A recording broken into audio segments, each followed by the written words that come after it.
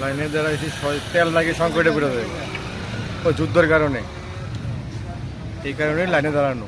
আমাদের তো আবার কিছুদিন পরে বলবে তেল নাই, আর তার কিছু বলার নাই আমার কাছে। হ্যাঁ, তেল শর্ট, কি কারণে শর্টে কিছু জানছেন? এই পিঠটা কিছু না, আবার তোমার একদিন হয়তো দেখবো, ওই যে টিভিতে দেখে হয়তো বা পেপারে দেখে এরা যুদ্ধ লাগছে, এই লাগছে, ওই একটা মনের মানুষের সন্দেহ আর কি, তেল না পাওয়া যায়। কারণ অনেকে তো আগে তো একটা ইয়ে হয়েছে, তো ওই সংকটটা তারা বুঝতেছে। এখনো আমাদের মতে এখনো কোনো সংকটের কোনো কারণ নেই।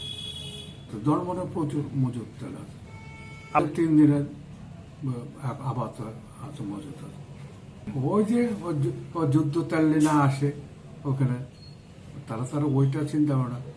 আবার অনেক আছে দাম বাইরে থাকা, তেল পাওয়ালেও দাম বাড়তে পারে এই কারণে।